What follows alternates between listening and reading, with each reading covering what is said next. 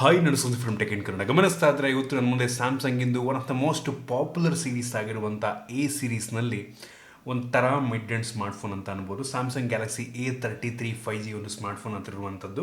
ಈ ಒಂದು ಸ್ಮಾರ್ಟ್ಫೋನ್ನ base variant 25,500 ರೂಪಾಯಿಗೆ ಲಾಂಚ್ ಆಗಿರುವಂಥದ್ದು. ಹೌದು, ಸ್ಯಾಮ್ಸಂಗಲ್ಲಿ ಮಿಡ್ ಎಂಡ್ ಅಂತ ಅಂದರೆ 25,000 ಅಂತ ಹೇಳ್ಬೋದು. ಅದು ಕೂಡ ಎ ಸೀರೀಸ್ನಲ್ಲಿ. ಎಮ್ ಸೀರೀಸ್ನಲ್ಲಿ ಸ್ವಲ್ಪ ಡಿಫ್ರೆಂಟ್ ಆಗುತ್ತೆ. ಎಮ್ ಸೀರೀಸಲ್ಲಿ ಯೂಸ್ವಲಿ ಬೆಲೆ ಸ್ವಲ್ಪ ಕಡಿಮೆ ಇರುತ್ತೆ. ನಾನಿವತ್ತು ಈ ಒಂದು ಫೋನ್ನ ಅನ್ಬಾಕ್ಸ್ ಮಾಡ್ತಾ ಇದ್ದೀನಿ, ಯೂಸ್ ಮಾಡಿ ನನ್ನ ಎಕ್ಸ್ಪೀರಿಯನ್ಸ್ ನಿಮ್ಮ ಹತ್ರ ಶೇರ್ ಮಾಡ್ತಾ ಇದ್ದೀನಿ. ಏನು ಚೆನ್ನಾಗಿದೆ ಒಂದು ಪ್ರೈಸ್ ರೇಂಜ್ಗೆ ಒಂದು ಸ್ಮಾರ್ಟ್ಫೋನ್ನ ಪರ್ಚೇಸ್ ಮಾಡ್ಬೋದಾ ತಿಳ್ಕೊತೀರಾ. ಅದಕ್ಕಿಂತ ಮುಂಚೆ ನೀವು ನಮ್ಮ tech in Kannada ID subscribe ಮಾಡ್ಕೊಂಡಿಲ್ಲ ಅಂದರೆ ಈಗಲೇ ಸಬ್ಸ್ಕ್ರೈಬ್ ಮಾಡ್ಕೊಳ್ಳಿ ಮತ್ತು ಬೆಲೈಕನ್ ಕೂಡ ಕ್ಲಿಕ್ ಮಾಡ್ಬೋದು. ಮೊದಲದಾಗಿ ಒಂದು ಸ್ಮಾರ್ಟ್ಫೋನನ್ನು ಅನ್ಬಾಕ್ಸ್ ಮಾಡೋಣ. ಗಮನಿಸ್ತಾ ಇದ್ದರೆ ಈ ಒಂದು ಫೋನ್ನ ಬಾಕ್ಸ್ ನಿಮಗೆ ಈ ರೀತಿ ನೋಡೋಕ್ಕೆ ಸಿಗುತ್ತೆ. ತುಂಬ ಸಣ್ಣ ಬಾಕ್ಸು. ಸೊ ನಮಗೆ ಗೊತ್ತಾಗ್ತಿರುವಂಥದ್ದು ಈ ಒಂದು ಬಾಕ್ಸ್ ಒಳಗೆ ಯಾವುದೇ ಚಾರ್ಜರ್ ಇಲ್ಲ ಅಂತ. ಮತ್ತು ಈ ಒಂದು ಫೋನ್ ಬಾಕ್ಸ್ ಮೇಲೆ ಏನೇ ಒಂದು ಫೋನಿನ ಕಲರ್ ಇದೆ ಅಲ್ವಾ, ಅದೇ ಕಲರ್ ಫೋನ್ ಈ ಒಂದು ಬಾಕ್ಸ್ ಒಳಗೆ ಕೂಡ ಇರುತ್ತೆ.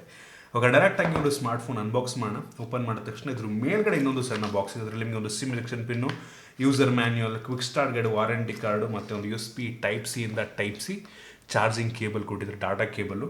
ಸೊ ಒಂದು ಒಳ್ಳೆ ಕ್ವಾಲಿಟಿಯ ಕೇಬಲ್ದಾಗಿದೆ ಮತ್ತು ಯಾವುದೇ ಬ್ಯಾಕ್ ಕವರ್ ಈ ಒಂದು ಬಾಕ್ಸ್ ಒಳಗೆ ಕೊಟ್ಟಿಲ್ಲ. ಅದರ ಕೆಳಗಡೆ ಡೈರೆಕ್ಟಾಗಿ ಒಂದು ಸ್ಮಾರ್ಟ್ಫೋನ್ ಸಿಗ್ತಾ ಇರುವಂಥದ್ದು. ಅದನ್ನು ಬಿಟ್ಟರೆ ಬೇರೆ ಏನೂ ಸಹ ನಿಮಗೆ ಒಂದು ಬಾಕ್ಸ್ ಒಳಗೆ ಸಿಗ್ತಾಯಿಲ್ಲ, ಇಷ್ಟೇ ಎಕ್ಸಸರೀಸು. ಸೊ ಕ್ರೇಜಿ ವಿಷಯ. ಒಂದು ಚಾರ್ಜರ್ ಕೊಟ್ಟಿದ್ರೆ ಏನಾಗುತ್ತೆ ಗೊತ್ತಿಲ್ಲ, ಸಪ್ರೇಟಾಗಿ ನಾವು ಚಾರ್ಜರ್ ತೊಗೊಬೇಕಾಯ್ತಾ. ಸೊ ಸ್ಯಾಮ್ಸಂಗಲ್ಲಿ ನೀವೇನಾದರೂ ಒಂದು 25 ವ್ಯಾಟ್ ಚಾರ್ಜರ್ ತಗೋತೀನಿ ಅಂದರೂ ಕೂಡ ಈ ಒಂದು ಫೋನ್ 25 ವ್ಯಾಟ್ ಸಪೋರ್ಟ್ ಮಾಡುತ್ತೆ. 25 ವ್ಯಾಟ್ ಚಾರ್ಜರ್ ತಗೋತೀನಿ ಅಂದರೂ ಕೂಡ ಹತ್ತಿರ 1,000 ರೂಪಾಯಿ ಆಗುತ್ತೆ ನಿಮಗೆ. ಹೌದು, 1,000 ರೂಪಾಯಿ ಒರಿಜಿನಲ್ ಚಾರ್ಜರ್ ತಗೋತೀನಿ ಅಂತ ಅಂದರೆ ಬೇಜಾರಾಗುವಂಥ ವಿಷಯ. ಡೈರೆಕ್ಟಾಗಿ ಒಂದು ಸ್ಮಾರ್ಟ್ಫೋನಿಗೆ ಬರೋಣ.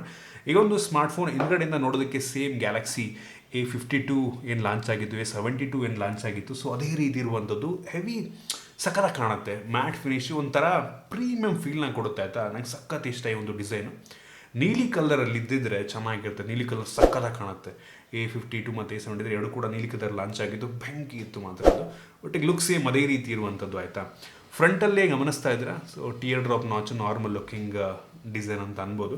ಈ ಒಂದು ಸ್ಮಾರ್ಟ್ಫೋನ್ ಸುಮಾರು 186 ಗ್ರಾಮ್ ವೆಯ್ಟ್ ಇರುವಂಥದ್ದು ಮತ್ತು 8.1 mm ಥಿಕ್ನೆಸ್ಸನ್ನು ಹೊಂದಿರುವಂಥದ್ದು. ಒಂದು ಲೆವೆಲ್ ಥಿನ್ ಅಂತ ಬೇಕಾದ್ರೂ ಅನ್ಬೋದು.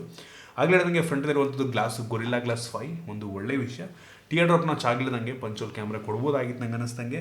ಬೆಜಲ್, ಬಾಟಮ್ ಬೆಜಲ್ ಸ್ವಲ್ಪ ದೊಡ್ಡದಾಗಿದೆ. ಟಾಪಲ್ಲೂ ಪರವಾಗಿಲ್ಲ, ಅಷ್ಟೊಂದು ದೊಡ್ಡದನ್ನಲ್ಲ, ಒಟ್ಟಿಗೆ ಇದೆ ಸುಮಾರಿಗೆ. ಬಾಟಮ್ ಸ್ವಲ್ಪ ದೊಡ್ಡದಾಗಿದೆ ಅನ್ನಿಸ್ತು. ಹಾಗಳಿದಂಗೆ ಫ್ರಂಟಲ್ಲಿ ನಾರ್ಮಲ್ ಲುಕಿಂಗ್ ಫೋನ್. ಹಿಂದಕ್ಕೆ ಬಂತು ಅಂದರೆ ಮ್ಯಾಟ್ ಫಿನಿಶು, ಪ್ಲಾಸ್ಟಿಕ್ ಬ್ಯಾಕ್ ಆಯಿತಾ. ಸಖತ್ ಇಷ್ಟ ನನಗೆ ಈ ಒಂದು ಬ್ಯಾಕು. ಬಟ್ ಸ್ಟಿಲ್ ಸ್ಕ್ರಾಚ್ ಆಗೋ ಸಾಧ್ಯತೆ ಇರುತ್ತೆ. ಸೊ ಬ್ಯಾಕ್ ಕವರ್ ಅಕೌಂಟು ತುಂಬೋದು, ಅದನ್ನು ಕೂಡ ಸಪ್ರೇಟಾಗಿ ಪರ್ಚೇಸ್ ಮಾಡಬೇಕಾಗುತ್ತೆ. ಅಂದರೆ ತುಂಬ ಕ್ಲೀನ್ ಡಿಸೈನು, ಹೆವಿ ಇಂಪ್ರೆಸಿವ್ ಅಂತೀನಿ. ಈ ಕಡೆ ನಿಮಗೆ 4 ಕ್ಯಾಮ್ರಾ ಇದೆ ಮತ್ತು ಸಿಂಗಲ್ LED ಫ್ಲ್ಯಾಶ್ ಇದೆ. ಯಾವುದೇ ಫಿಂಗರ್ ಪ್ರಿಂಟ್ ಸೆನ್ಸರ್ ಹಿಂದೆ ಇಲ್ಲ. ಸೊ ನಮ್ಗೆ ಗೊತ್ತಾಗ್ತಿರುವಂಥದ್ದು ಈ ಒಂದು ಫೋನಲ್ಲಿ ಇನ್ ಡಿಸ್ಪ್ಲೇ ಫಿಂಗರ್ ಪ್ರಿಂಟ್ ಸೆನ್ಸರ್ ಇದೆ ಅಂತ.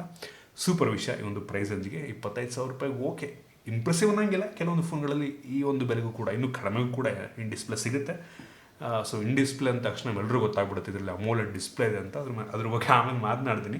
ಈ ಒಂದು ಫೋನ್ ಇರುವಂಥ ಫ್ರೇಮ್ ಬಂದ್ಬಿಟ್ಟು ಪ್ಲಾಸ್ಟಿಕ್ ಫ್ರೇಮು, ಬಟ್ ಸ್ಟಿಲ್ ನೋಡೋದಕ್ಕೆ ಒಂದು ರೀತಿ ಮೆಟಾಲಿಕ್ ಅನ್ಸ್ಬಿಡುತ್ತೆ ಎಷ್ಟೋ ಸಲ.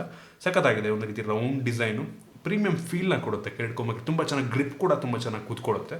ಮತ್ತು ಇದರಲ್ಲಿ USB Type-C ಚಾರ್ಜಿಂಗ್ ಪೋರ್ಟ್ ಇದೆ. ಯಾವುದೇ 3.5 ಹೆಡ್ಫೋನ್ ಜಾಕ್ ಇಲ್ಲವೇ ಇಲ್ಲ. ಮತ್ತು ಡೆಡಿಕೇಟೆಡ್ SD ಕಾರ್ಡ್ ಸ್ಲಾಟ್ ಇಲ್ಲ. ಹೈಬ್ರಿಡ್ ಸಿಮ್ ಸ್ಲಾಟು, 2 ಸಿಮ್ ಮತ್ತು 1 ಸಿಮ್, ಒಂದು SD ಕಾರ್ಡ್ ಬೇಕಂದ್ರೆ ನೀವು ಹಾಕೊಬೋದು. ಓಕೆ ಅಂತೀನಿ. ಅಟ್ಲೀಸ್ಟ್ SD ಕಾರ್ಡ್ ಸ್ಲಾಟ್ ಕೊಟ್ಟಿದ್ರೆ ಅದು ಒಂದು ಖುಷಿ ವಿಷಯ. ಹೆಡ್ಫೋನ್ ಜಾಕ್ ಕೊಡಬೇಕಾಗಿತ್ತು ನಂಗೆ ಅನ್ನಿಸ್ದಂಗೆ. ಜೊತೆಗೆ ಈ ಒಂದು ಸ್ಮಾರ್ಟ್ಫೋನ್ IP67 ವಾಟರ್ ರೆಸಿಸ್ಟೆಂಟ್ ರೇಟಿಂಗನ್ನು ಕೂಡ ಹೊಂದಿರುವಂಥದ್ದು. ಬೆಂಕಿ ವಿಷಯ. IP67 ಆರಾಮಾಗಿ ಒಂದು ಫೋನ್ ನೀರೊಳಗೆ ಅದ್ಬೋದು ನಾನು. ಸೊ ಸೂಪರ್ ಇಂಪ್ರೆಸಿವ್ ವಿಷಯ. ಈ ಒಂದು ಪ್ರೈಸ್ ರೇಂಜಿಗೆ ನನಗೆ ಈ ವಿಷಯ ಇಂಪ್ರೆಸ್ ಮಾಡ್ತು. ಓವರಾಲ್ ಡಿಸೈನ್ ಮತ್ತು ಬಿಲ್ಡ್ ಕ್ವಾಲಿಟಿ ಒಂದು ಪ್ರೈಸ್ ರೇಂಜ್ಗೆ ಓಕೆ ಅಂತ ಹೇಳಕ್ಕೆ ಇಷ್ಟಪಡ್ತೀನಿ ಅಂತ. ಗ್ಲಾಸ್ ಬ್ಯಾಕ್ ಕೊಟ್ಟಿಲ್ಲ, ಬಟ್ ಸ್ಟಿಲ್ ಈ ಒಂದು ಫೋನ್ನ ಬ್ಯಾಕು ಪ್ಲಾಸ್ಟಿಕ್ ಆಗಿದ್ರೂ ಕೂಡ ಲುಕ್ ಮಾತ್ರ ಬೆಂಕಿ ಇದೆ. ಮೆಟಾಲಿಕ್ ಫ್ರೇಮ್ ಎಕ್ಸ್ಪೆಕ್ಟ್ ಮಾಡೋದಕ್ಕಾಗಲ್ಲ ಈ ಒಂದು ಬೆಲೆಗೆ. ಮತ್ತು ಮುಂದೆ ಒಂದು ಪಂಚೋಲ್ ಕ್ಯಾಮ್ರಾ ಕೊಡ್ಬೋದಾಗಿತ್ತು. ಇನ್ನು ಡಿಸ್ಪ್ಲೇ ಬಗ್ಗೆ ಮಾತನಾಡಬೇಕಂತ ಅಂದರೆ ಒಂದು ಫೋನಲ್ಲಿ 6.4 ಇಂಚಿನ ಫುಲ್ HD+ ರೆಸೊಲ್ಯೂಷನ್ ಹೊಂದಿರುವಂಥ ಸೂಪರ್ AMOLED ಡಿಸ್ಪ್ಲೇ ಇರುವಂಥದ್ದು. ಸೂಪರ್ ವಿಷಯ. ಇದು 90 ಹರ್ಟ್ಸ್ನ ರಿಫ್ರೆಶ್ ರೇಟನ್ನು ಹೊಂದಿರುವಂಥದ್ದು ಆಯಿತಾ. ಸೊ ಈ ಪ್ರೈಸ್ ರೇಂಜಿಗೆ LTPO ಎಲ್ಲ ಎಕ್ಸ್ಪೆಕ್ಟ್ ಮಾಡೋದಕ್ಕೆ ಹೋಗಬೇಡಿ. ಬಟ್ ಈ ಡಿಸ್ಪ್ಲೇ ಕ್ಲಾರಿಟಿ ಅಂತೂ ನನಗೆ ಇಂಪ್ರೆಸ್ ಮಾಡ್ತು, ಚೆನ್ನಾಗಿದೆ. ನನಗೆ ವ್ಯೂಯಿಂಗ್ ಆ್ಯಂಗಲ್ ಇಷ್ಟ ಆಯಿತು. ಕಲರ್ಸ್ ಎಲ್ಲ ಸಕ್ಕತ್ತಾಗಿರುವಂಥದ್ದು. ಯೂಶಲಿ ಸ್ಯಾಮ್ಸಂಗ್ ಡಿಸ್ಪ್ಲೇಗಳು ಸೂಪರ್ ಆಗಿರುತ್ತೆ. ಇದು ಕೂಡ ತುಂಬ ಚೆನ್ನಾಗಿದೆ. 120 ಹರ್ಟ್ಸ್ ರಿಫ್ರೆಶ್ ರೇಟ್ ಕೊಟ್ಟಿದ್ರೆ ಇನ್ನೂ ಬೆಂಕಿ ಇರ್ತಾ ಇದ್ದು, ಬಟ್ ಕೊಟ್ಟಿಲ್ಲ. ಅಮೋಲೆಡ್ ಕೊಟ್ಟಿದ್ರಲ್ಲ ಯೂಶಲಿ ಸ್ಯಾಮ್ಸಂಗ್ ಎ ಸೀರೀಸಲ್ಲಿ, ಅದಕ್ಕೆ ಖುಷಿ ಪಡ್ಬೇಕು ನಾವು. ಬಟ್ ಸ್ಟಿಲ್ ಎಷ್ಟೋ ಫೋನ್ಗಳಲ್ಲಿ ಅಮೋಲೆಡ್ 120 Hz ಕೂಡ ಒಂದು ಬೆಲೆಗೆ ಆರಾಮಾಗಿ ಸಿಗುತ್ತೆ. ಇನ್ನು ವೇರಿಯಂಟ್ಗಳ ಬಗ್ಗೆ ಮಾತನಾಡಬೇಕಂತ ಅಂದರೆ ಸದ್ಯಕ್ಕೆ ಒಂದು ಫೋನ್ 2 ವೇರಿಯಂಟ್ ಲಾಂಚ್ ಆಗ್ತಾ ಇರುವಂಥದ್ದು.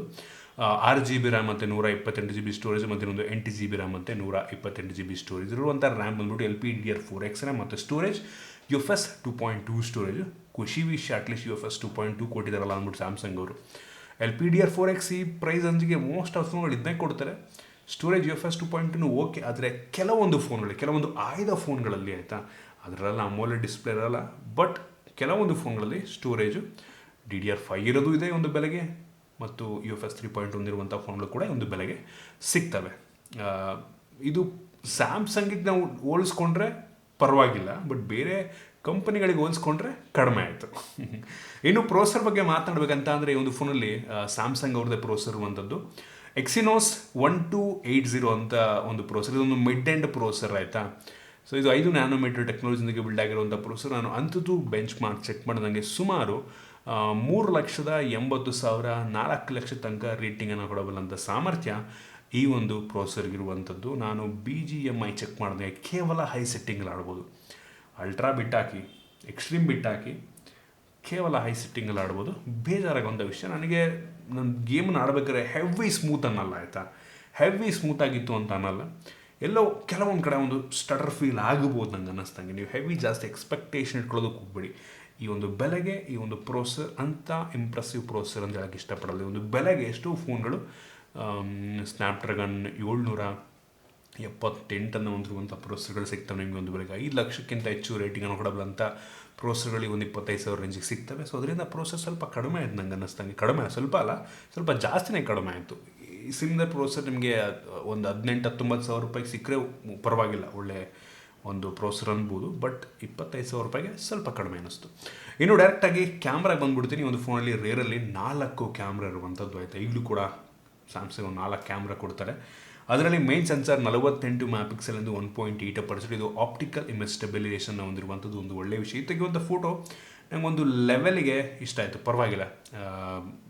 ಈ ಯೂಶಲಿ ಸ್ಯಾಮ್ಸಂಗ್ ಸೆನ್ಸರ್ ಅವ್ರದ್ದೇ ಯೂಸ್ ಮಾಡ್ತಾರೆ, ಚೆನ್ನಾಗಿದೆ. ಒಟ್ಟಿಗೆ ನನಗೆ ಡೇ ಲೈಟಲ್ಲಿ ಒಂದು ಒಳ್ಳೆಯ ಫೋಟೋ ತೆಗೀತೆ ಅಂತ ಅನ್ನಿಸ್ತು, ಬೆಲೆಗೆ ತಕ್ಕ ರೀತಿಯಲ್ಲಿದೆ ಅಂತ ಅನ್ನಿಸ್ತು. ಯೂಶಲಿ ಎ ಸೀರೀಸಲ್ಲಿ ಸ್ಯಾಮ್ಸಂಗ್ ಅವರು ಕ್ಯಾಮ್ರಾಗೆ ಯೂಶಲಿ ಕಾಂಪ್ರಮೈಸ್ ಮಾಡೋದಕ್ಕೆ ಹೋಗೋದಿಲ್ಲ. ಸೊ ಬೆಲೆಗೆ ತಕ್ಕ ರೀತಿಯಲ್ಲಿದೆ. ನನಗೆ ಔಟ್ಡೋರ್ ಫೋಟೋ ಸಖತ್ ಇಷ್ಟ ಆಯಿತು. ಇಂಡೋರ್ ಕೂಡ ಒಂದು ಲೆವೆಲಿಗೆ ಪರವಾಗಿಲ್ಲ ಅನ್ನಿಸ್ತು ಆಯಿತಾ, ಒಂದು ಲೆವೆಲಿಗೆ ಪರವಾಗಿಲ್ಲ ಅನ್ನಿಸ್ತು. ಒಂದು ಒಳ್ಳೆ ಫೋಟೋ ಪ್ರೊಡ್ಯೂಸ್ ಮಾಡುತ್ತೆ. ಕಲರ್ಸ್ ಕೂಡ ನನಗೆ ಅಂತ ಯೂಶಲಿ ಸ್ಯಾಮ್ಸಂಗ್ ಅವರು ಓವರ್ ಸ್ಯಾಚುರೇಟ್ ಮಾಡೋದಕ್ಕೆ ಹೋಗಲ್ಲ, ಆ್ಯಕ್ಯುರೇಟ್ ಕಲರ್ಸ್ ಅಂತ ಅನ್ನಿಸ್ತು. ಚೆನ್ನಾಗಿದೆ. ಒಟ್ಟಿಗೆ ನನಗೆ ಒಂದು ಲೆವೆಲ್ಗೆ ಇಂಪ್ರೆಸ್ ಮಾಡೋದು. ಅದನ್ನು ಬಿಟ್ಟರೆ ಇನ್ನೊಂದು 8 MP ಎಂದು ಅಲ್ಟ್ರಾ ವೈಡ್ ಆ್ಯಂಗಲ್ ಅನಿಸಿದೆ. ಇದು ಪರವಾಗಿಲ್ಲ, ತುಂಬ ವೈಡ್ ಆಗಿದೆ. ಕ್ಲಾರಿಟಿ ಕೂಡ ಒಂದು ಲೆವೆಲಿಗೆ ಪರವಾಗಿಲ್ಲ. ಔಟ್ಡೋರ್ ಚೆನ್ನಾಗಿದೆ, ಇಂಡೋರ್ ಸ್ವಲ್ಪ ಸ್ಟ್ರಗಲ್ ಮಾಡುತ್ತೆ ಅಂತ ಅನ್ನಿಸ್ತು ನನಗೆ. ಯೂಶಲಿ ನೀವು ಈ ಬೆಲೆಗೆ ಯಾವ್ದು ತೊಗೊಂಡ್ರು ಕೂಡ ಆಲ್ಮೋಸ್ಟ್ ಸಿಮಿಲರ್ ಕ್ಲಾರಿಟಿನೇ ಸಿಗುತ್ತೆ ನಂಗೆ ಅನ್ನಿಸ್ತಾಗ. ಅದು ಬಿಟ್ಟರೆ ಇನ್ನೂ 2 ಸೆನ್ಸರ್ ಇದೆ. 5 MP ಎಂದು ಮ್ಯಾಕ್ರೋ ಲೆನ್ಸು. ಇದು ತೆಗೆಯುವಂಥ ಶಾರ್ಟ್ಸ್ ಒಂದು ಲೆವೆಲಿಗೆ ಮ್ಯಾಕ್ರೋ ಅಂತೀನಿ. ಕ್ರೇಜಿ ಮೈಕ್ರೋಸ್ಕೋಪಿಕ್ ಮ್ಯಾಕ್ರೋನಲ್ಲ, ಒಂದು ಲೆವೆಲಿಗೆ ಪರವಾಗಿಲ್ಲ. ಬೇರೆದಕ್ಕೆ ಹೋಲಿಸ್ಕೊಂಡ್ರೆ ಎಷ್ಟೋ ಬೆಟರ್ ಆಗಿದೆ. ಮತ್ತು ಇನ್ನೊಂದು 2 MP ಡೆಪ್ತ್ ಸೆನ್ಸರ್ ಬ್ಯಾಕ್ಗ್ರೌಂಡನ್ನು ಬ್ಲರ್ ಮಾಡೋದಕ್ಕೆ. ಪ್ರತಿಯೊಂದು ಸ್ಯಾಂಪಲ್ಸ್ ನಾನು ನಿಮಗೆ ತೋರಿಸ್ತಾ ಇದ್ದೀನಿ. ಇನ್ನು ಈ ಒಂದು ಫೋನಲ್ಲಿ 13 MP ಫ್ರಂಟ್ ಕ್ಯಾಮ್ರಾ ಇದೆ. ಇದು ತೆಗೆಯುವಂಥ ಫೋಟೋ ಇಂಪ್ರೆಸಿವ್ ಆಗಿದೆ, ನನಗೇನೋ ಇಷ್ಟ ಆಯಿತು ಒಂದು ಲೆವೆಲ್ಗೆ. ಡೀಟೇಲ್ಸ್ ಎಲ್ಲ ಚೆನ್ನಾಗಿದೆ. ಇಂಡೋರ್ಲು ಕೂಡ ಒಂದು ಲೆವೆಲಿಗೆ ಒಂದು ಒಳ್ಳೆಯ ಫೋಟೋ ಪ್ರೊಡ್ಯೂಸ್ ಮಾಡುತ್ತೆ ಅಂತ ಅನ್ನಿಸ್ತು. ಸ್ಯಾಂಪಲ್ಸ್ ತೋರಿಸ್ತಾ ಇದ್ದೀನಿ ನಿಮಗೆ. ಇಷ್ಟ ಆಯಿತು ಫ್ರಂಟ್ ಕ್ಯಾಮ್ರಾ ಒಟ್ಟಿಗೆ. ಇನ್ನು ವಿಡಿಯೋಗ್ರಫಿ ಯೂಶಲಿ ಸ್ಯಾಮ್ಸಂಗ್ ಅವ್ರದ್ದು ಒಂದು ಖುಷಿ ವಿಷಯ, ಫ್ರಂಟ್ ಮತ್ತು ಬ್ಯಾಕ್ ಎರಡೂ ಕೂಡ ನಿಮಗೆ 4K ವಿಡಿಯೋ ರೆಕಾರ್ಡಿಂಗನ್ನು ಕೊಟ್ಟಿದ್ದಾರೆ, ಒಂದು ಒಳ್ಳೆಯ ವಿಷಯ. ಯೂಶಲಿ ಈ ಒಂದು ಬೆಲೆಗೆ ಮೋಸ್ಟ್ ಆಫ್ ದ ಫೋನ್ಗಳು ಕೇವಲ ಫುಲ್ HD ಕೊಡ್ತಾರೆ. ರೇರ್ ಏನೋ 4K 8K ಎಲ್ಲ ಕೊಟ್ಬಿಡ್ತಾರೆ. ಫ್ರಂಟ್ ಕ್ಯಾಮ್ರಾ ತುಂಬ ಕಡಿಮೆ ಫೋನ್ಗಳಲ್ಲಿ 4K ಸಿಗುತ್ತೆ. ಬಟ್ ಇವರು ಕೂಡ ಕೊಟ್ಟಿರುವಂಥದ್ದು ಕ್ಲಾರಿಟಿ ತೋರಿಸ್ತಾ ಇದೆ ನಿಮಗೆ, ಪರವಾಗಿಲ್ಲ ಒಂದು ಲೆವೆಲ್ಗೆ. ಕ್ಯಾಮ್ರಾ ನನಗೆ ಒಂದು ಬೆಲೆಗೆ ಇಂಪ್ರೆಸ್ ಮಾಡ್ತು. ಸ್ಯಾಮ್ಸಂಗ್ ಅವರು ಒಂದು ಒಳ್ಳೆಯ ಕ್ಯಾಮ್ರಾವನ್ನು ಈ ಒಂದು ಫೋನಿಗೆ ಹಾಕಿದ್ದಾರೆ. ವಿಡಿಯೋ ಸ್ಟೆಬಿಲೈಸ್ ಮಾಡುತ್ತೆ, ಆಪ್ಟಿಕಲ್ ಇಮೇಜ್ ಸ್ಟೆಬಿಲೈಸೇಷನ್ದಿಂದ ಶೂಟ್ ಮಾಡಬೇಕಾದ್ರೆ ಪ್ರತಿಯೊಂದು ಕೂಡ ಇಂಪ್ರೆಸ್ ಮಾಡ್ತು ನನಗೆ ಒಂದು ಲೆವೆಲ್ಗೆ. ಇನ್ನು ಸೆಕ್ಯೂರಿಟಿ ಬಗ್ಗೆ ಮಾತಾಡಬೇಕಂತ ಅಂದರೆ ಒಂದು ಫೋನಲ್ಲಿ ಆಪ್ಟಿಕಲ್ ಇನ್ ಡಿಸ್ಪ್ಲೇ ಫಿಂಗರ್ ಪ್ರಿಂಟ್ ಸೆನ್ಸರ್ ಇದೆ. ಒಂದು ಅರ್ಧ ಸೆಕೆಂಡ್ ಟೈಮ್ ತೊಗೊಳ್ಳೋದು ಅನ್ಲಾಕ್ ಮಾಡೋದಕ್ಕೆ, ಬಟ್ ಆ್ಯಕ್ಯುರೇಟ್ ಆಗಿ ಅನ್ಲಾಕ್ ಮಾಡುತ್ತೆ. ಅದೇ ಖುಷಿ ವಿಷಯ, ಒಂದು ಲೆವೆಲಿಗೆ ಫಾಸ್ಟ್ ಆಗಿದೆ. ಇನ್ನು ಫೇಸ್ ಅನ್ಲಾಕ್ ಬಂತು ಅಂತ ಅಂದರೆ ಸ್ಯಾಮ್ಸಂಗಿಂದು ಸ್ವಲ್ಪ ಫೇಸು ನೀವು ಸ್ಟ್ರೈಟಾಗಿ ಇಟ್ಕೊಬೇಕು. ಬಟ್ ಕರೆಕ್ಟಾಗಿ ಅನ್ಲಾಕ್ ಮಾಡೋದು ಸ್ವಲ್ಪ ಕ್ರಾಸ್ ಮಾಡಿದ್ರೆ ಸ್ವಲ್ಪ ಸ್ಟ್ರಗಲ್ ಮಾಡ್ಬೋದು. ನೋಡಿ, ಇಷ್ಟು ಕ್ರಾಸ್ ಮಾಡ್ತೀನಿ, ಮಾಡ್ತಿಲ್ಲ, ಮಾಡ್ತು ಒಂದು ಲೆವೆಲ್ಗೆ. ಪರವಾಗಿಲ್ಲ, ಒಂದು ಲೆವೆಲಿಗೆ ಫಾಸ್ಟ್ ಆಗಿದೆ, ಇಂಪ್ರೂವ್ ಮಾಡ್ತಾ ಇದ್ದಾರೆ ಸ್ಯಾಮ್ಸಂಗ್ ಅವರು. ಇನ್ನು ಬ್ಯಾಟ್ರಿ ಬಗ್ಗೆ ಮಾತಾಡಬೇಕಂತ ಅಂದರೆ ಈ ಒಂದು ಫೋನಲ್ಲಿ 5000 mAh ಕೆಪಾಸಿಟಿಯ ಬ್ಯಾಟ್ರಿ ಇರುವಂಥದ್ದು ಸೂಪರ್ ವಿಷಯ. ಆದರೆ ಬಾಕ್ಸ್ ಒಳಗೆ ಯಾವುದೇ ಚಾರ್ಜರ್ನ ಕೊಟ್ಟಿಲ್ಲ. ಮತ್ತು ಇನ್ ಕೇಸ್ ನೀವು ಪರ್ಚೇಸ್ ಮಾಡಬೇಕು ಅಂತ ಅಂದರೆ 25 ವ್ಯಾಟು ಈ ಒಂದು ಫೋನ್ ಸಪೋರ್ಟ್ ಮಾಡೋದು. 25 ವ್ಯಾಟಿನ ಚಾರ್ಜರ್ ನೀವು ಬೇಕಾದ್ರೆ ಪರ್ಚೇಸ್ ಮಾಡ್ಬೋದು. ಅದಕ್ಕೆ 1,000 ಎಕ್ಸ್ಟ್ರಾ ಕೊಡಬೇಕು ನಾವು, ಇನ್ನೊಂದು ಬೇಜಾರಾಗುವಂಥ ವಿಷಯ. ಇನ್ನು ಈ ಒಂದು ಫೋನ್ದಿರುವಂಥ ಸ್ಪೀಕರ್, ಸ್ಟೀರಿಯೋ ಸ್ಪೀಕರು ಡಾಲ್ಬಿ ಅಟ್ಮೋಸನ್ನು ಇದು ಸಪೋರ್ಟ್ ಮಾಡುತ್ತೆ. ಒಂದು ಬಾಟಮ್ ಫೇರಿಂಗ್ ಇದೆ, ಇನ್ನೊಂದು ಇಯರ್ ಪೀಸ್, ಇನ್ನೊಂದು ಸ್ಪೀಕರ್ ಇದು ಕೆಲಸವನ್ನು ಮಾಡುತ್ತೆ. ಸ್ಪೀಕರ್ನ ಕ್ಲಾರಿಟಿ ಚೆನ್ನಾಗಿದೆ, ಜೋರಾಗಿ ಕೂಡ ಕೇಳುತ್ತೆ. ಇನ್ನು OSನ ಬಗ್ಗೆ ಮಾತಾಡಬೇಕಂತ ಅಂದರೆ ಈ ಒಂದು ಫೋನಲ್ಲಿ ಆ್ಯಂಡ್ರಾಯ್ಡ್ 12ನ ಬೇಸ್ ರನ್ ಆಗ್ತಿರುವಂಥ One UI ಇರುವಂಥದ್ದು. ಇದು ಸ್ಯಾಮ್ಸಂಗ್ ಅವ್ರದ್ದು OS ಸ್ಮೂತಾಗಿ ಕೆಲಸ ಮಾಡುತ್ತೆ. ಬಟ್ ಹೋಗ್ತಾ ನೀವು ಜಾಸ್ತಿ ಅಪ್ಲಿಕೇಶನ್ ಇನ್ಸ್ಟಾಲ್ ಮಾಡಿದಂಗೆ ಸ್ಲೋ ಆದರೂ ಆಗಬಹುದು. ಇದೇನು ಹೆವಿ ಅಂದರೆ ಪವರ್ಫುಲ್ ಆಗಿರೋಂಥ ಪ್ರೊಸೆಸರ್, ಹೆವಿ ಜಾಸ್ತಿ ಫ್ಲ್ಯಾಗ್ಶಿಪ್ ಪ್ರೊಸೆಸರ್ ಅಂತ ಅನ್ನೋದಕ್ಕಾಗೋದಿಲ್ಲ. ಫ್ಯೂಚರ್ನಲ್ಲಿ ಯೂಸ್ ಮಾಡ್ತಾ ಮೋಸ್ಟ್ಲಿ ಇನ್ ಕೇಸ್ ನಿಮ್ಮದು 6GB ರ್ಯಾಮ್ ಆಗಿದ್ರೆ ಸ್ಲೋ ಆಗಬಹುದೇನೋ. ಸದ್ಯಕ್ಕೊಂದು ತುಂಬ ಸ್ಮೂತಾಗಿ ಕೆಲಸವನ್ನು ಮಾಡ್ತಿದೆ. ಇಲ್ಲಿ ಕೂಡ ಲ್ಯಾಗಿ ಅನಿಸಿಲ್ಲ, ಚೆನ್ನಾಗಿ ಆಪ್ಟಿಮೈಸ್ ಕೂಡ ಮಾಡಿದ್ದಾರೆ. ಇದು ನಮಗೇನು ಅಂಥ ಹೆವಿ ಸ್ಟಾಕ್ ಆ್ಯಂಡ್ರಾಯ್ಡ್ ಎಕ್ಸ್ಪೀರಿಯನ್ಸ್ ಏನು ನೀಡಲ್ಲ. ತುಂಬ ಫುಲ್ಲಿ ಥೀಮ್ಡ್ OS ಆಯಿತಾ, ಸ್ಯಾಮ್ಸಂಗ್ ಅವ್ರದ್ದು ಹಂಗಿದೆ OS One UI. ಕೆಲವು ಜನಕ್ಕೆ ಇಷ್ಟ ಆಗ್ಬೋದೇನೋ, ಯೂಸರ್ ಫ್ರೆಂಡ್ಲಿ ಅಂತ. OS ಪರವಾಗಿಲ್ಲ, ಇಂಪ್ರೆಸಿವ್ ಅಂತ ಹೇಳೋಕ್ಕೆ ಇಷ್ಟಪಡ್ತಾರೆ. ಬಟ್ ಒಂದೇನಪ್ಪ ಅಂತಂದರೆ ಸ್ಯಾಮ್ಸಂಗ್ ಅವರು ಸೆಕ್ಯೂರಿಟಿ ಪ್ಯಾಚಸ್ಸನ್ನು ತಪ್ಪದೇ ಕೊಡ್ತಾರೆ. ಮುಂದಿನ 4 ವರ್ಷ ನೀವು ತಲೆನೇ ಕೆಡಿಸ್ಕೊಳಂಗಿಲ್ಲ. ಸಾಫ್ಟ್ವೇರ್ ಅಪ್ಡೇಟ್ ಒಂದು 2 ವರ್ಷ ಬರ್ಬೋದು, ಸೆಕ್ಯೂರಿಟಿ ಪ್ಯಾಚಸ್ ಅಂತೂ ಬರ್ತಾನೆ ಇರೋದು ಕಂಟಿನ್ಯೂಸ್ ಆಗೋದು. ಒಂದು ಖುಷಿ ವಿಷಯ ಸ್ಯಾಮ್ಸಂಗ್ ಕಡೆಯಿಂದ, ಸೂಪರ್ ಅಂತೀನಿ. ಇನ್ನು ಈ ಒಂದು ಫೋನಲ್ಲಿ ನಿಮಗೆ ಕ್ಯಾರಿಯರ್ ಅಗ್ರಿಗೇಷನ್ ಕೂಡ ಇರುವಂಥದ್ದು, ಡ್ಯೂಯಲ್ ಬ್ಯಾಂಡ್ ವೈಫೈ ಸಪೋರ್ಟ್ ಆಗುತ್ತೆ, ಬ್ಲೂಟೂತ್ 5.1 ಇರುವಂಥದ್ದು ಒಂದು ಒಳ್ಳೆಯ ವಿಷಯ. ಅದನ್ನು ಬಿಟ್ಟರೆ ಆಲ್ಮೋಸ್ಟ್ ಎಲ್ಲ ಬೇಸಿಕ್ ಸೆನ್ಸಾರ್ಸ್ನೇ ಒಂದು ಸ್ಮಾರ್ಟ್ಫೋನ್ಗೆ ಹಾಕಿದರೆ, ಮತ್ತು ಇದರಲ್ಲಿ ಯಾವುದೋ NFC ಇಲ್ಲ ಆಯಿತಾ. ಸೊ ಸ್ಯಾಮ್ಸಂಗ್ ಪೇಯನ್ನು ನೀವು ಯೂಸ್ ಮಾಡೋದಕ್ಕೆಲ್ಲ ಆಗಲ್ಲ. ಸ್ಯಾಮ್ಸಂಗ್ ಪೇ ಮಿನಿ ಇದೆ, ಸೊ ಅದಕ್ಕೆ UPI ಕಾರ್ಡ್ನೆಲ್ಲ ಹಾಕೊಂಡು ಬೇಕಾದ್ರೆ ಸ್ಕ್ಯಾನ್ ಮಾಡಿ ಪೇ ಮಾಡ್ಬೋದು. NFC ಇಲ್ಲ ಆದರೆ ಟ್ಯಾಪ್ ಮಾಡಿ ಪೇ ಮಾಡೋದಕ್ಕೆ ಆಗೋದಿಲ್ಲ. ಸೊ ಇಷ್ಟು ಈ ಒಂದು ಫೋನ್ದು ಮೇನ್ ಫೀಚರ್. ನೀವು ಅದರ ಕೇಳ್ಬೋದು. ಈ ಒಂದು ಫೋನನ್ನೇ ಒಂದು ಪ್ರೈಸ್ ರೇಂಜಿಗೆ 25,000 25,500 ರೂಪಾಯಿಗೆ ಪರ್ಚೇಸ್ ಮಾಡ್ಬೋದಾ ಅಂತ ನಾನಂತೀನಿ. ಸ್ಯಾಮ್ಸಂಗ್ ಬ್ರ್ಯಾಂಡಿಗೆ ನೋಡಿಕೊಂಡ್ರೆ ಓಕೆ, ನೀವು ಸ್ಯಾಮ್ಸಂಗಲ್ಲೇ ನೋಡ್ತಾ ಇದ್ದೀರಾ ಅಂತಂದರೆ ಪರವಾಗಿಲ್ಲ. ಒಂದೇನಪ್ಪ ಅಂತಂದರೆ ನೀವು M ಸೀರೀಸಲ್ಲಿ ತೊಗೊಂಡ್ರೆ, M ಸೀರೀಸ್ ಫೋನ್ಗಳು ತೊಗೊಂಡ್ರೆ ಬೆಲೆ ಸ್ವಲ್ಪ ಕಡಿಮೆ ಬೀಳುತ್ತೆ. ಅದರಲ್ಲಿ ಕೆಲವೊಂದು ಕಾಂಪ್ರಮೈಸ್ಗಳನ್ನು ಮಾಡಿರ್ತಾರೆ. ಫಾರ್ ಎಕ್ಸಾಂಪಲ್ಲು ಯಾವುದೇ IP ರೇಟಿಂಗ್ ಕೊಟ್ಟಿರೋದೆಲ್ಲ, ಕೆಲವೊಂದು ಕ್ಯಾಮ್ರಾ ಫೀಚರ್ ಕಡಿಮೆ ಮಾಡಿರ್ತಾರೆ. ಸೊ ಈ ರೀತಿ ಸಣ್ಣ ವಿಷಯಗಳನ್ನು M ಸೀರೀಸಲ್ಲಿ ಕಡಿಮೆ ದುಡ್ಡಿಗೆ ಲಾಂಚ್ ಮಾಡ್ತಾರೆ. ಬೇಕಾದ್ರೆ ಅದನ್ನು ಪ್ರಿಫರ್ ಮಾಡ್ಬೋದು. M53 5G ಕೂಡ ಒಂದು ಲೆವೆಲಿಗೆ ಚೆನ್ನಾಗಿದೆ, ಇದಕ್ಕಿಂತ ಪವರ್ಫುಲ್ ಆಗೋಂತೂ ಇದೆ. ಸೊ ಅದನ್ನು ಬೇಕಾದ್ರೆ ಅದು ಕೂಡ ಸೇಮ್ ಪ್ರೈಸ್, ಇದೇ ಬೆಲೆಗೆ ಇದೇ ಪ್ರೈಸ್ ರೇಂಜಿಗೆ ಲಾಂಚ್ ಆಗಿರುವಂಥ ಫೋನ್ ಆಲ್ಮೋಸ್ಟು. ಅದನ್ನು ಬೇಕಾದ್ರೆ ಒಂದು ಆಪ್ಷನ್ ಇಟ್ಕೊಬೋದು ನಂಗೆ ಅನ್ನಿಸ್ತಂಗೆ. ಅದು ಬಿಟ್ಟರೆ ನೀವು ಬೇರೆ ಒಂದು ಫೋನ್ಗಳಿಗೆ ಕಂಪೇರ್ ಮಾಡಿಕೊಂಡ್ರೆ ಸ್ಯಾಮ್ಸಂಗ್ ಬಿಟ್ಟು ಇದಕ್ಕಿಂತ ಒಳ್ಳೆ ಫೋನ್ಗಳು ಆರಾಮಾಗಿ ಸಿಗ್ತವೆ. ಪ್ರತಿಯೊಂದು ಸ್ಪೆಸಿಫಿಕೇಷನ್ ಇದಕ್ಕಿಂತ ಒಳ್ಳೆ ಫೋನ್ಗಳು ಸಿಗ್ತವೆ. ಸೊ ಅದು ನಿಮಗೆ ಬಿಟ್ಟಿದ್ದು, ಸ್ಯಾಮ್ಸಂಗಲ್ಲಿ ತೊಗೋತೀರಾ ಅಥವಾ ಬೇರೆ ತೊಗೋತೀರಾ ಅಂತ. ಒಟ್ಟಿಗೆ ಬೇರೆ ಆಪ್ಷನ್ ಅಂತೂ ಬೇಜಾನಿದ್ದಾವೆ, ಇನ್ನು ಕಡಿಮೆಗೆ ಸಿಗುತ್ತೆ. ಸೊ ಇದಿಷ್ಟು ಒಂದು ಫೋನ್ ಬಗ್ಗೆ ಆನೆಸ್ಟ್ ಒಪಿನಿಯನ್. ನಿಮಗೆ ಬಗ್ಗೆ ಅನಿಸ್ತಾ ಬಿಟ್ಟರೆ ಕಾಮೆಂಟಲ್ಲಿ ತಿಳಿಸ್ಬೋದು. ಲೈಕ್ ಮಾಡಿ, ಶೇರ್ ಮಾಡಿ. ಇದೇ ರೀತಿ ನಮ್ಮ ಬೇರೆ ವಿಡಿಯೋಗಳಿಗೆ ನಮ್ಮ ಟೆಕ್ ಇನ್ ಕನ್ನಡ ಯೂಟ್ಯೂಬ್ನ ಸಬ್ಸ್ಕ್ರೈಬ್ ಮಾಡ್ಕೊಂಡಿಲ್ಲ ಅಂದರೆ ಈಗಲೇ ಸಬ್ಸ್ಕ್ರೈಬ್ ಮಾಡ್ಕೊಳ್ಳಿ, ಒಂದು ಬೆಲ್ ಐಕನ್ ಕೂಡ ಕ್ಲಿಕ್ ಮಾಡ್ಬೋದು. ಸಿಗೋಣ ನಮ್ಮದಲ್ಲಿ.